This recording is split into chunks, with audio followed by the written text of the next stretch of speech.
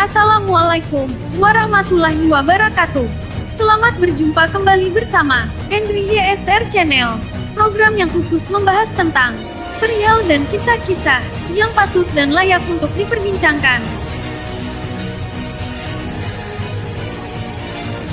Pada kesempatan kali ini, kita akan membahas tentang perang yang akhir-akhir ini sedang hangat jadi perbincangan dunia internasional antara Rusia dan Ukraina. Akan tetapi, perang ini bukan hanya perang antar kedua negara, tapi ada kepentingan pihak lain, seperti Amerika dan sekutunya atau yang dikenal dengan NATO. Ada beberapa kemungkinan yang akan terjadi bila perang ini berlanjut dan memanas. Banyak sekali para pengamat berspekulasi tentang hal ini, tidak menutup kemungkinan akan terjadinya Perang Dunia Ketiga. Serangan Rusia ke Ukraina masih terus terjadi. Rusia telah menyerang Ukraina sejak tanggal 24 Februari lalu. Konflik Rusia dan Ukraina sangat cair dan berubah-ubah. Langkah Rusia maupun Barat tak bisa diprediksi. Rusia diyakini ingin menguasai Ukraina Timur dan Kiev. Rusia diklaim ingin membuat pemerintahan boneka di ibu kota Ukraina itu. Disebutkan bisa saja perang berakhir dengan kondisi Kiev dikuasai Rusia. Nantinya Ukraina sendiri akan memerintah dari Lviv, yang dekat Polandia. Strategi dasar bagi Rusia dalam 3 bulan ke depan adalah bagaimana mendapatkan kontrol yang tidak merata atas Ukraina Timur, hingga Sungai Dnipro, kata Erasi Group dalam bahasannya. Untuk merebut ibu kota Kiev, setelah pengepungan yang berlarut-larut dan untuk mendirikan pemerintah boneka, yang didukung Rusia. Sejumlah pengamat menilai, bisa saja perang akan mengakibatkan Ukraina menjadi bagian yang benar-benar pecah.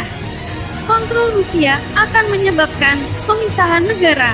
Rusia diketahui mengakar kuat di Ukraina Timur, khususnya wilayah Donbas. Bahkan Presiden Rusia Vladimir Putin telah mengakui kemerdekaan keduanya. Penaklukan militer atas Ukraina akan diikuti dengan pemisahan dan pembersihan besar-besaran. Tujuan nyata Putin adalah untuk membasmi semua sisa identitas Ukraina. Visi mimpi buruk ini sangat sesuai dengan tujuan yang dinyatakan Putin sendiri, permusuhan terhadap kenegaraan Ukraina. Ukraina yang dipimpin loyalis Rusia mungkin akan dibentuk mirip dengan rezim Alexander Lukashenko dari Belarusia.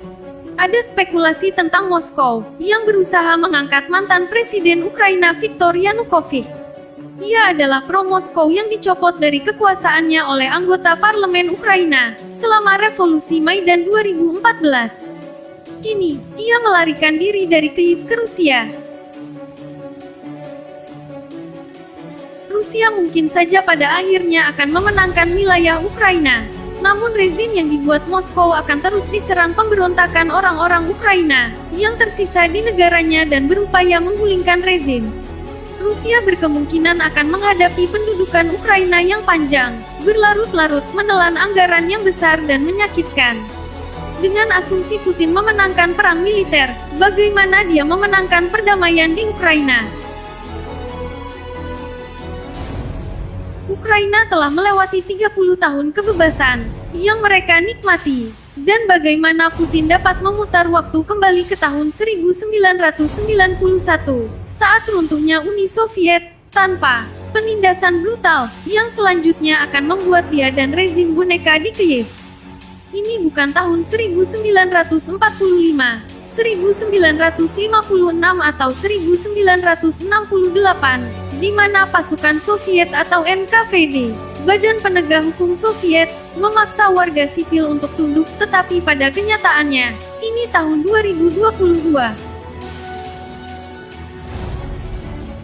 Rusia bisa saja menang di Ukraina, Akan tetapi kemenangan itu akan bernilai tidak layak karena begitu banyak yang hilang untuk mencapainya. Korban manusia dan keuangan yang signifikan dan berkelanjutan di Rusia. NATO sendiri berkemungkinan akan memberikan bantuan pertahanan rahasia yang sangat besar untuk perlawanan Ukraina.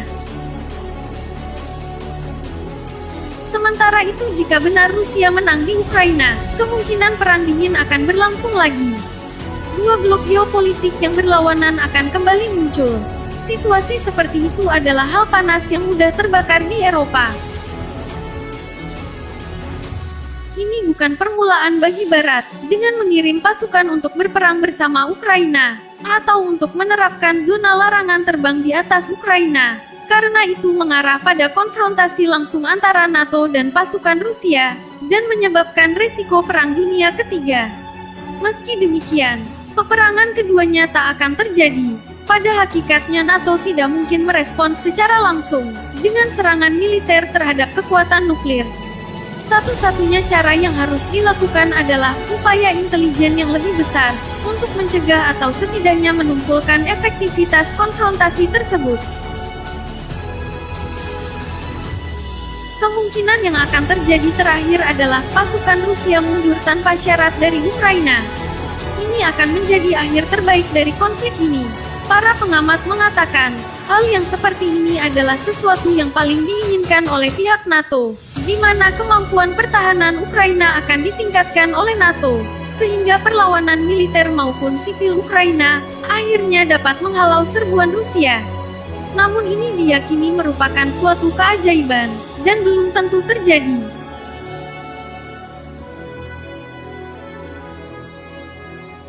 Nah, demikianlah ulasan tentang konflik yang semakin memanas dan hangat jadi perbincangan dunia internasional antara Rusia dan Ukraina. Kita semua berharap ketegangan ini akan berakhir, karena ini akan berdampak buruk bagi dunia internasional di segala bidang. Terima kasih. Wassalamualaikum warahmatullahi wabarakatuh.